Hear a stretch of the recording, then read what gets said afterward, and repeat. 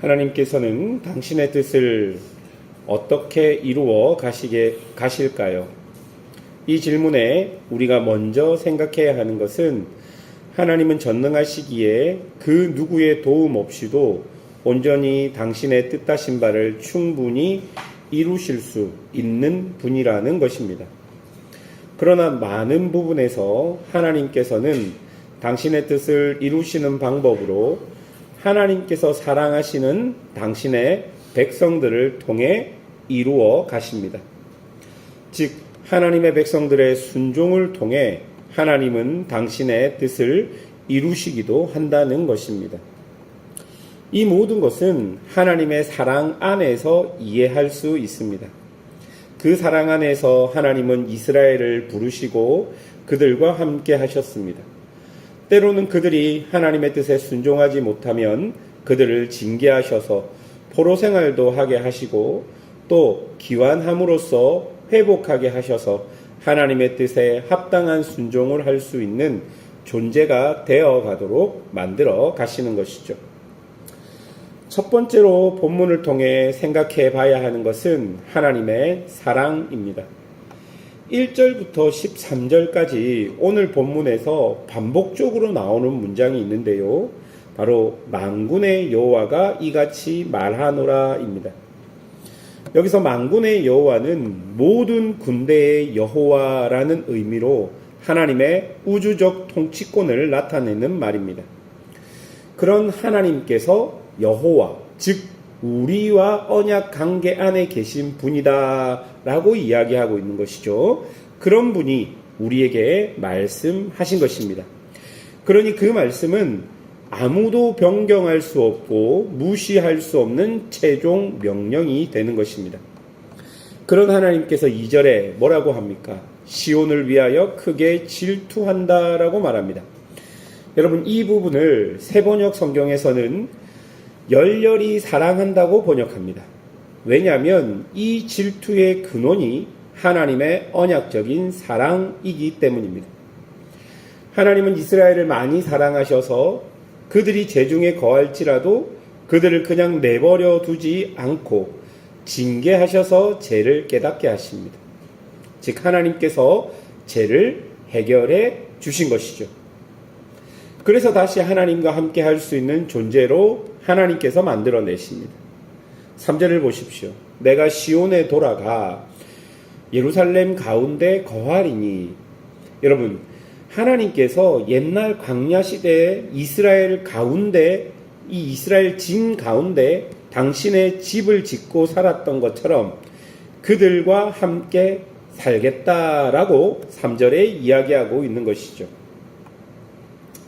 그런 하나님 때문에 이스라엘은 다시 하나님의 백성으로 불려지고 예루살렘은 다시 진리의 성읍이 되는 것입니다. 이 하나님의 사랑은 만군의 여호와의 말씀이기에 그 누구도 변경하지 못하고 막을 수 없다는 것입니다. 오늘 본문 전체에서 우리에게 가장 중요하게 보여주는 것은 하나님의 사랑입니다. 그 사랑이 우리를 징계하셨고 그 사랑이 우리를 회복하셨고 그 사랑이 우리를 여전히 하나님의 백성으로 붙들고 있다는 것을 본문을 통해 읽어야 하는 것이죠. 하나님이 징계하셨다고 우리를 사랑하지 않는 것은 아닙니다. 하나님께서는 우리 안의 죄를 끊어내기 위해서 징계하실 수 있습니다. 그러나 하나님께서 징계하신 것은 하나님의 사랑에 근거해서 우리가 하나님의 합당한 백성이 되도록 하는 과정임을 본문을 통해 우리는 알 수 있는 것이죠. 두 번째로 우리가 본문을 통해 살펴볼 것은 회복된 평화입니다. 앞에서 말한 하나님의 사랑이 궁극적으로 우리에게 가져다 주는 것이 회복된 평화인데요. 하나님의 사랑 안에 징계가 끝났다면 하나님은 이제 다시 예루살렘에 평화가 임하도록 하실 것입니다. 4절부터 여러분 한번 보시겠습니까? 아무도 살지 못했던 성읍 예루살렘에 늙은 남자들과 늙은 여자들이 있습니다. 그리고 그들은 나이가 많아 손에 지팡이를 잡았습니다. 그리고 소년과 소녀가 광장에 가득 넘칠 것입니다. 여러분, 이것이 무엇을 의미합니까? 여러분, 전쟁이 나면 누가 먼저 죽을 것 같습니까? 바로 아무런 전투력이 없는 노인과 아이들입니다. 그런데 여러분, 예루살렘에 노인들이 손에 지팡이를 들고 그 거리를 거닌다라는 말과 아이들의 놀이소리와 웃음소리가 광장에 가득하다라는 말은요, 전쟁이 사라졌다는 것입니다. 전쟁이 사라지고 일상의 평화가 회복된 것을 말해주고 있는 것이죠. 이처럼 하나님은 우리를 회복하십니다. 전쟁의 폐허 속에 있었던 예루살렘을 회복하여서 다시 평화롭게 노인들이 손에 지팡이를 들고 그 길을 거닐 수 있도록, 다시 아이들의 웃음소리와 울음소리가 광장에 가득할 수 있도록 하나님께서 이렇게 회복시키신다는 것입니다.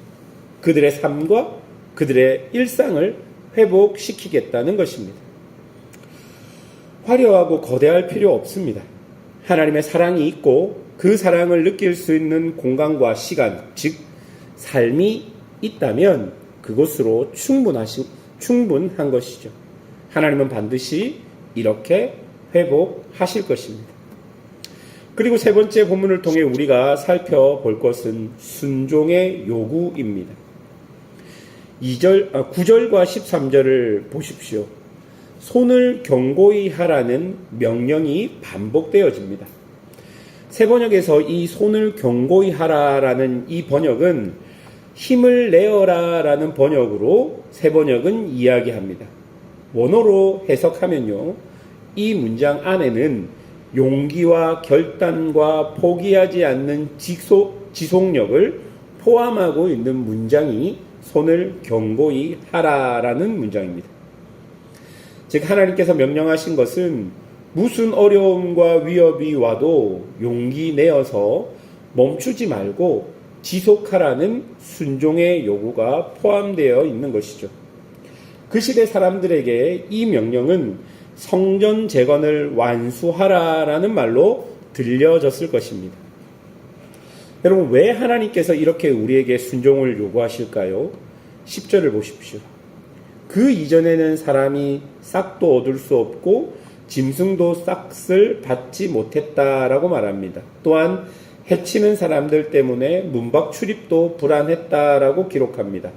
그러나 11절, 이제는 내가 이 남은 백성을 대하기를 옛날과 같이 아니할 것이라고 말합니다. 여러분, 무슨 말입니까? 하나님께 순종함을 통해 막혔던 관계들이, 그러니까 이웃과의 관계와 세상과의 관계, 심지어 자연과의 관계도 회복되어서 포도나무가 열매를 맺고 땅이 산물을 내는 그런 은혜가 넘치겠다라고 약속하는 것입니다. 사랑하는 여러분, 하나님의 백성들에게 가장 중요한 것은 하나님과의 관계입니다. 하나님과의 관계에서 우리가 해야 할 일은 하나님을 사랑하고 그 사랑 안에서 그의 말씀에 순종하는 것입니다. 그것을 통해 우리에게 막혔던 모든 관계들이 회복되고 참된 자유와 평화가 우리에게 임하게 된다는 것을 10절과 11절, 12절이 우리에게 알려주고 있는 것입니다. 그래서 하나님은 13절에 예전에 우리는 저주 안에 있었는데 내가 너희를 구원하여 복이 되게 하겠다라고 약속하십니다. 하나님과의 관계가 회복되고 모든 관계가 회복되면 우리 안에 저주로 인해서 끊어졌던 모든 관계가 다시 연결되고 그 안에서 아름다운 관계들이 형성되어서 결국 우리가 복이 되겠다라고 이야기하는 것입니다. 여러분, 우리는 이미 예수 그리스도 안에서 저주와 복이 되는 경험을 모두 한 사람입니다. 율법의 저주가 십자가 위에서 예수님에게 쏟아졌고 예수님의 온전한 순종이 그 저주를 복으로 변화시켰던 것입니다. 그러니 여러분, 우리는 예수님 안에서 이 모든 것을 누리고 있는 사람들입니다. 예수님의 그 절대적인 순종이 우리에게 복으로 다가온 것입니다. 오늘도 우리가 이 예수님을 묵상하며 오늘 말씀에 우리에게 보여주셨던 하나님의 사랑과 그 회복되게 하는 은혜와 그리고 그 안에 있는 온전한 순종이 우리를 하나님께로 더 이끌어가는 그런 은혜가 있기를 주님의 이름으로 축원합니다. 함께 기도하겠습니다.